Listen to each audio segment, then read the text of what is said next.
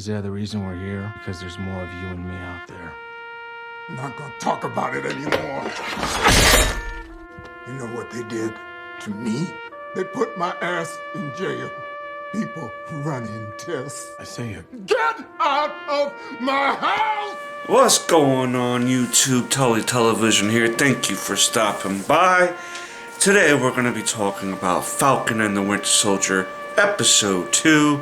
But before we get into all of that, I want to thank everyone for stopping by, subscribing, liking, commenting, all that beautiful YouTube stuff. And if you haven't subscribed yet to the channel, I hope today would be the day that you hit that little red subscribe bar down below.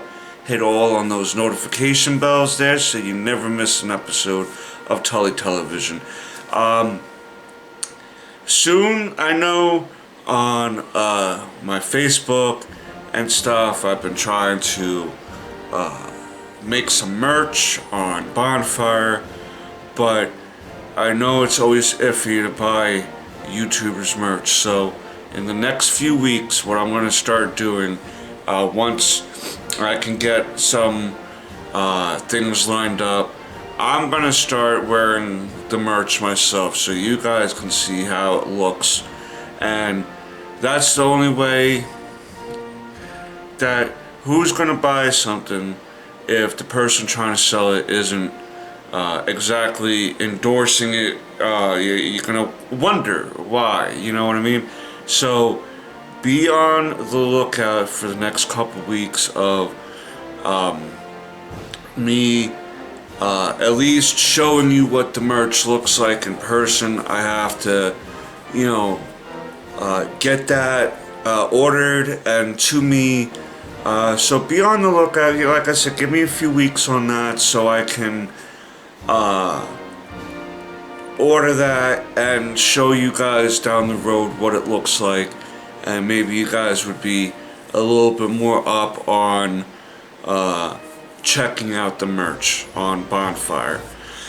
But I digress. Let's get into the episode of Falcon and the Winter Soldier, episode 2 out of 6.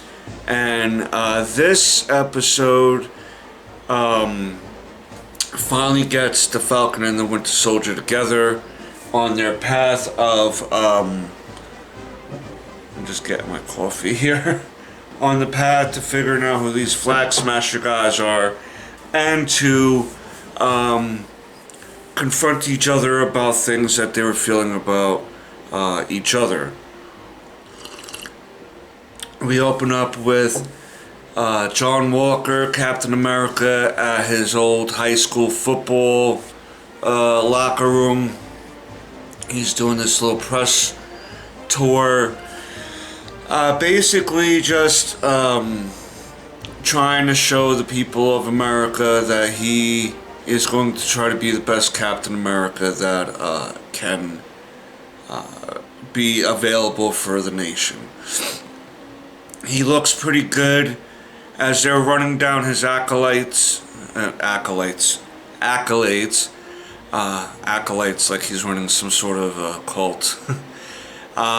As they were running down his accolades, they were showing some training on his end using the shield, which he looks really good using the shield. Not too good on the hand-to-hand combat with the superpowered people, but we'll get into that in a minute. High endurance, high strength, high speed, the pinnacle of human perfection without being enhanced in any sort of way.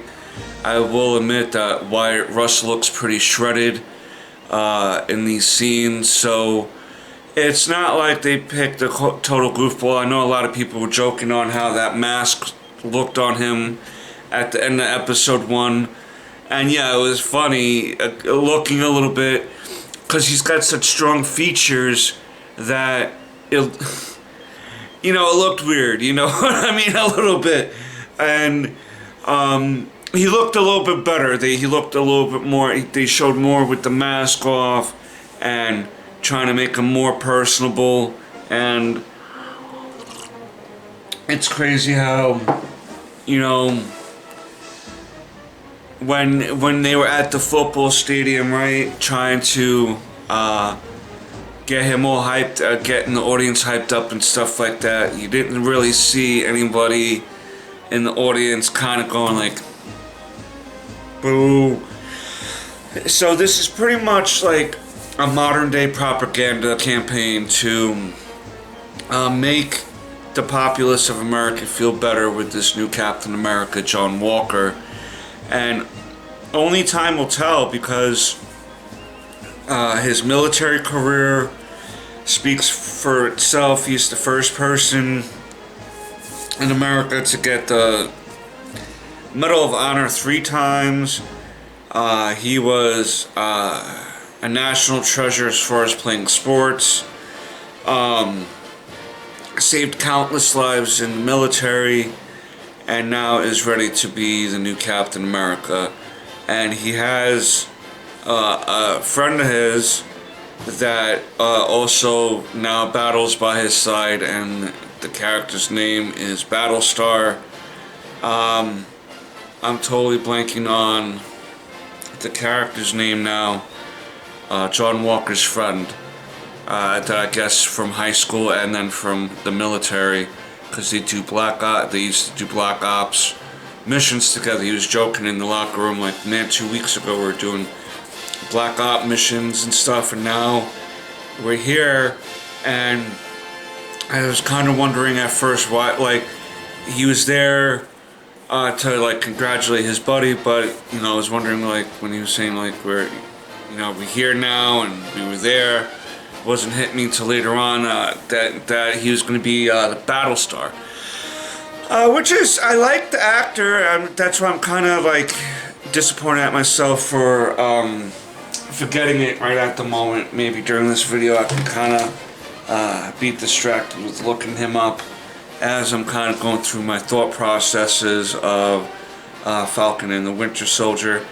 But after the Good Morning America interview, we see, or during it, we see Bucky kind of sitting there.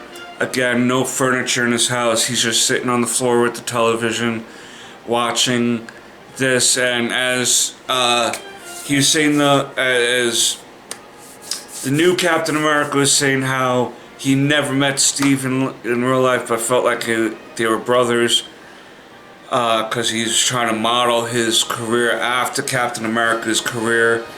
And Bucky was just like, are you for real, bro? Like, you guys were brothers? Like, you know how many times I try to kill this man? We're brothers. We're more real brothers than you're. We're real brothers. You're not nothing, you know, like one of those things. But yeah, who is John Walker in regards to that? But then we pick up with Falcon on the way to a mission. Because Red Wing discovered a safe house of the Flag Smashers. Bucky comes in to kind of like give him some hell. When you see my face, I hope it gives you hell. And he's kind of like pissed off at Falcon because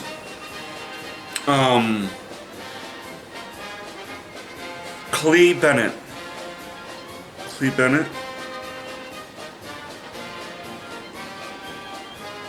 Yeah, no. Yeah. Let's see. I think it's Clee Bennett that plays Battlestar. I want to make sure, hold on. Yeah. Lamar Hoskins is the name of the character. And that kind of yeah, so yeah, CLE and this little accent and Bennett. I'm just gonna go Clementine and that's the first Clay. Clay? I'm maybe mispronouncing it. I'm sorry, Mr. Bennett.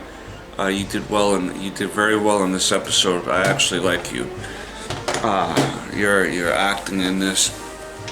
But yeah. So Sam gets intel on safe house, or where the Flag Smashers are going to be. Bucky wants to go with him because he doesn't trust Red Wing, and again, you have to remember that Bucky, Bucko came from an era of limited technology, so he's used to relying on his intuition and his gut instinct. He is 106 years old, so you figure he knows a little something. So they go on their way. They do this little staring thing in the cargo plane where they're looking at each other. And Falcon and then Winter Soldier's like,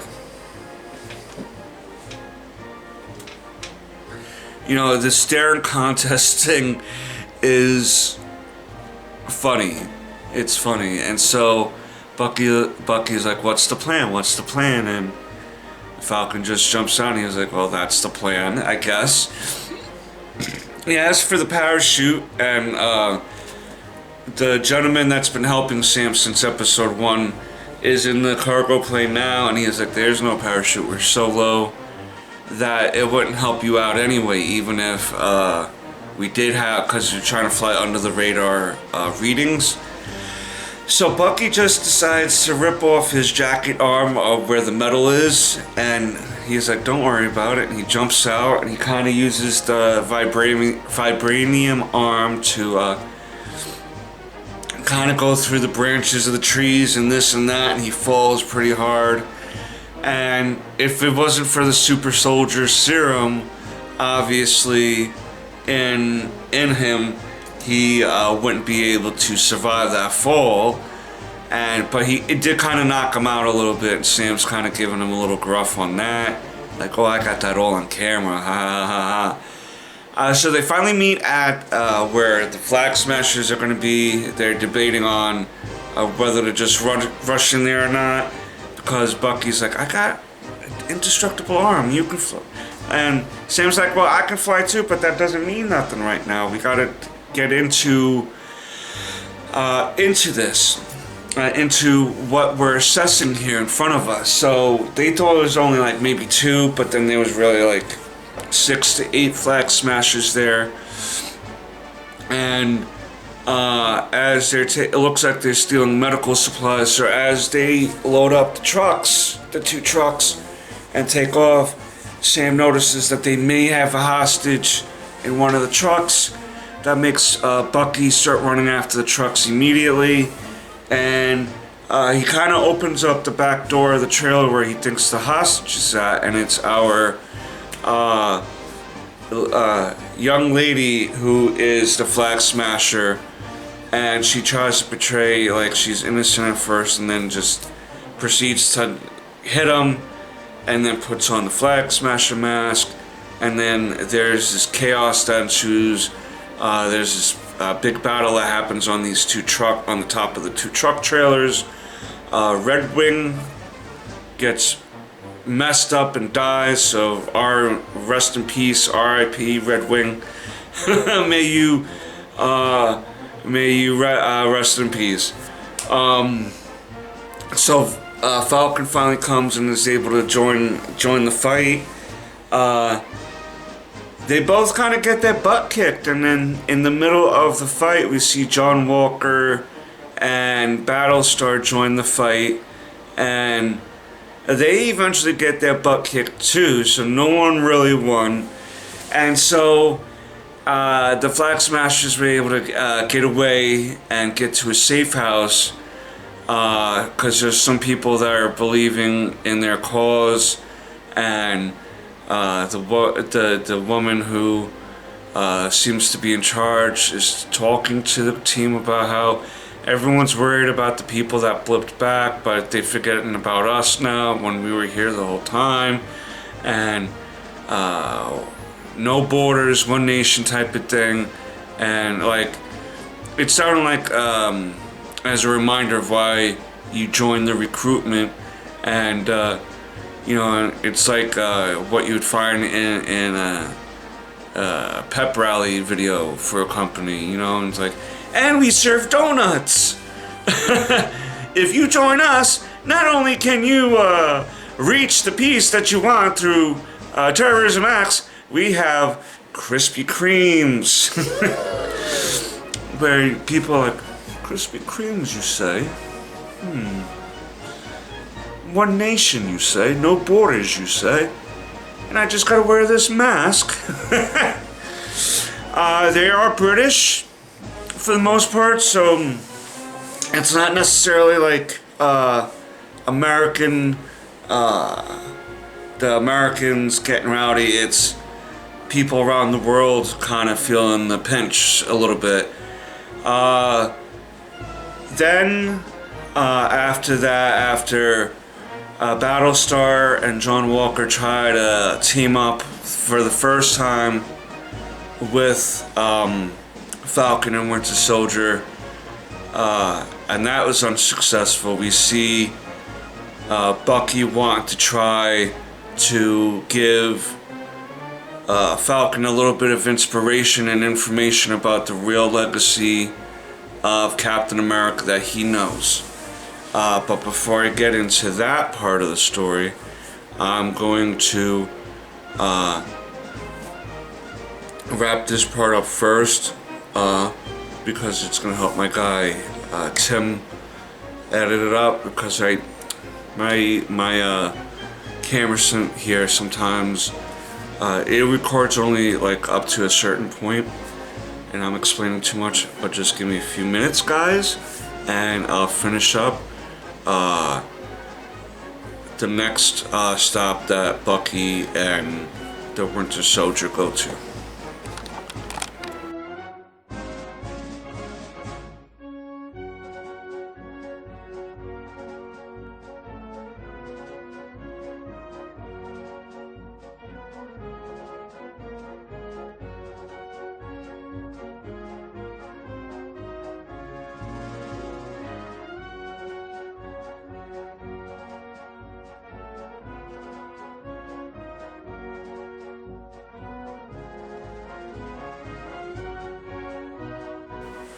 Back up in here with the television.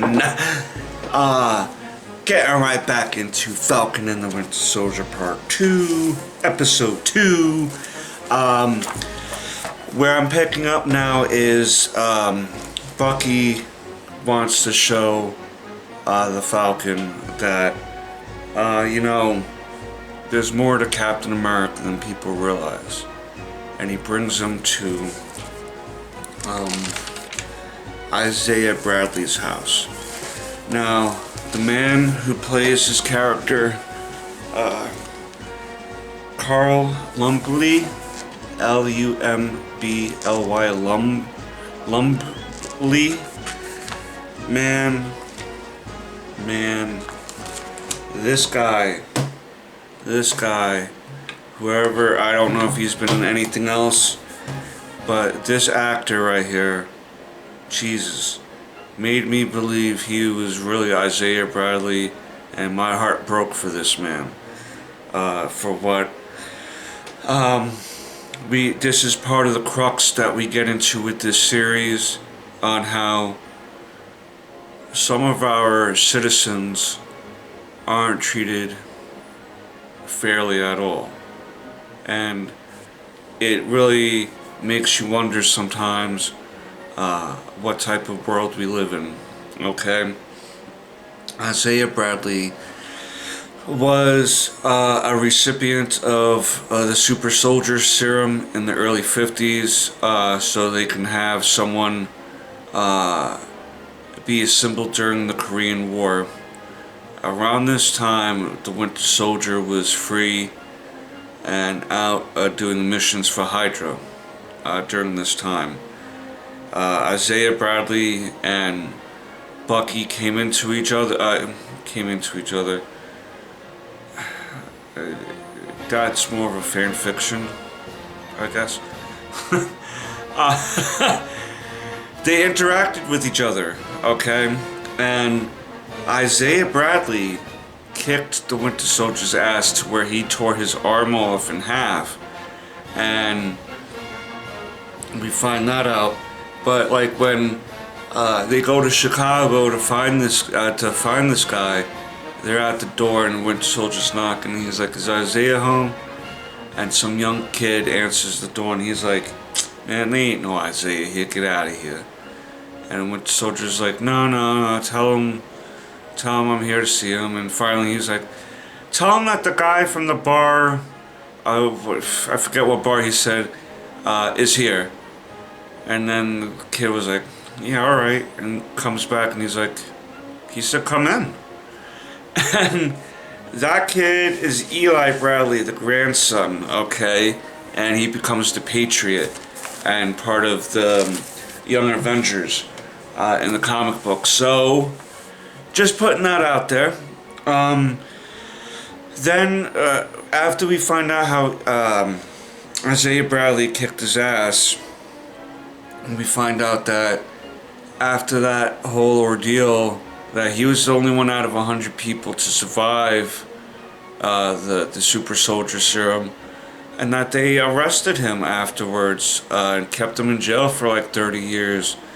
And he was like, my government, and then he turned to Buck, he was like, "Even your people," meaning Hydra.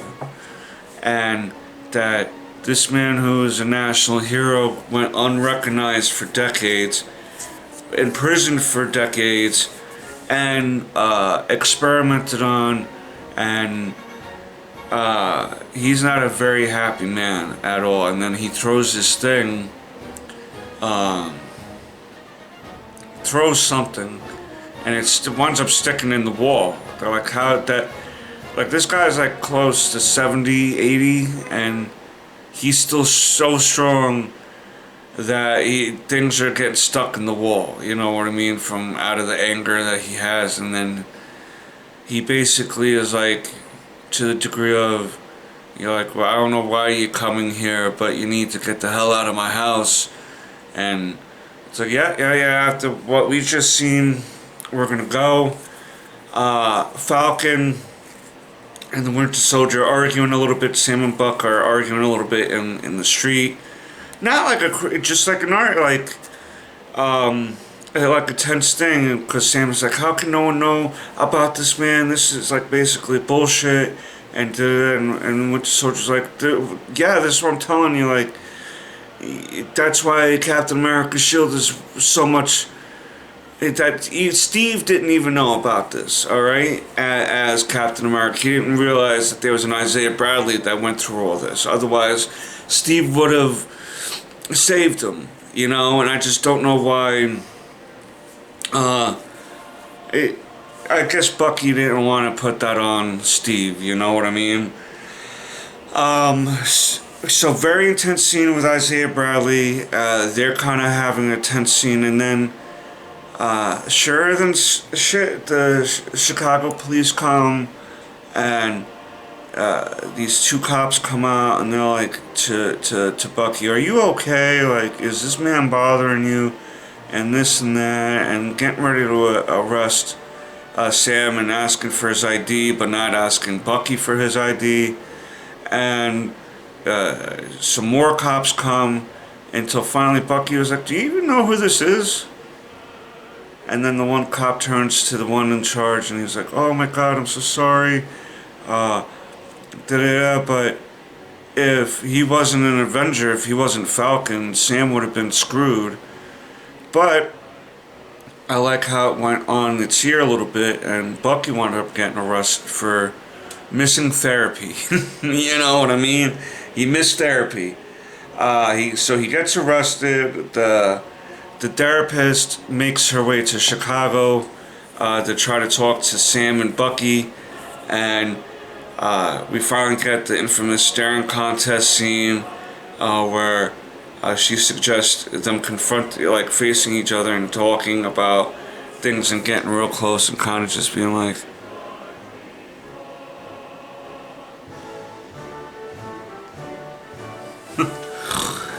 Yeah, making it real uncomfortable.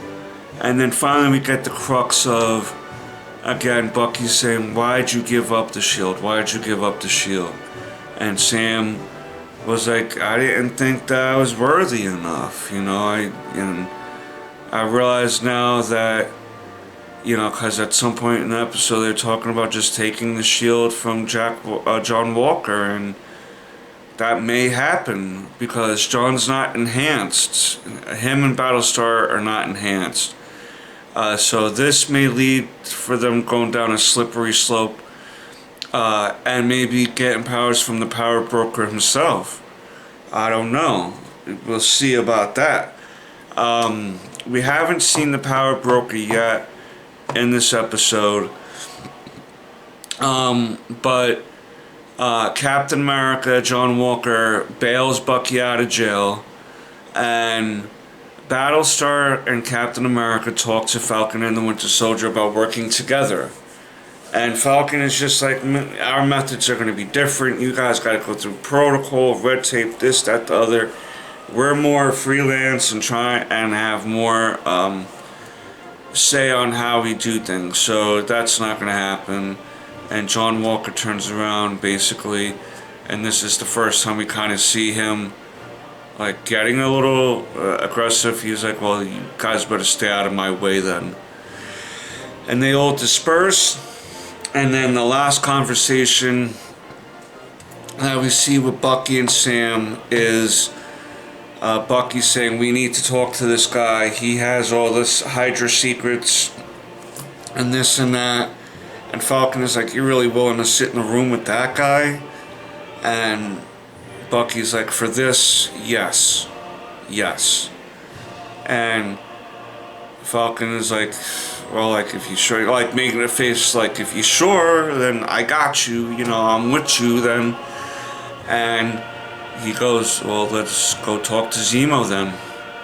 And we obviously are going to get a Baron Zemo from this point out, because near the end of episode 2 we see where he's kind of been delegated to live out the rest of his days, and he's kind of just sitting there eating and stuff, and he kind of knows, almost like he has the knowledge of that he's going to get approached by the Winter Soldier and Falcon soon.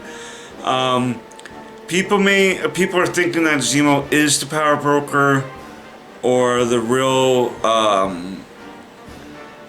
game master manipulator behind the whole thing. And knowing Baron Zemo, that very well may be true, but I don't know exactly who the real protagonist is going to be yet. The Flag Smashers have great points, but it's almost like as if someone's kind of pouring gas on their fire a little bit, instead of just being like a group to try to use talking and stuff. They're kind of doing these crimes basically, or what's considered doing crimes, and maybe someone is kind of egging them on from doing things they normally maybe wouldn't do, but being they're super enhanced now and feel like they, I don't know if Baron Zemo's really pulling the strings behind the scenes or not. It could be Thunderbolt Ross pulling the strings. It could be really the power broker pulling the strings. But, you know, it's shaping up to be a good series so far. Again, I think that I like the week by week drop of the episodes. I like the tension of what's going to happen next. I think this episode was definitely some heartfelt moments in this episode, and my favorite scene is the Isaiah Bradley scene. Talking to him and hearing about what happened to him, that was a real heart tugger right there, to see all that pain and stuff behind that man's eyes, because he probably used his own life experience growing up in America and dealing with racists and stuff like that from his time. And I feel like maybe there's something in there of the actor's life coming out in the Isaiah Bradley portrayal. I can definitely see that. And for any movie makers out there, man, that are looking for an old man actor, choose him, because he was great. He was great. Yeah, I'm really interested in seeing what's going to happen in episode 3 now that we're going to get Zemo in on this. I'm hoping that we get a great ending. The only thing I'm kind of disappointed in is that we didn't get to see the old Asian guy from the first episode. But, I mean, maybe we'll swing back around at the end of the series for that, where he kind of, one of the ending closure points to that is him going to the man and telling him about that Winter Soldier assignment and the son dying.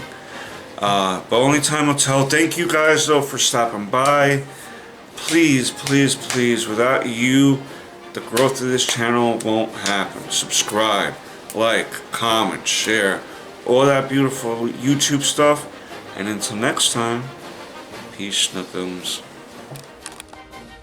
Why'd you give up that shield? Why are you making such a big deal out of something that has nothing to do with you? Steve believed in you. He trusted you. He gave you that shield for a reason. That shield, that is everything he stood for. That is his legacy. He gave you that shield and you threw it away like it was nothing. So maybe he was wrong about you. And if he was wrong about you, then he was wrong about me.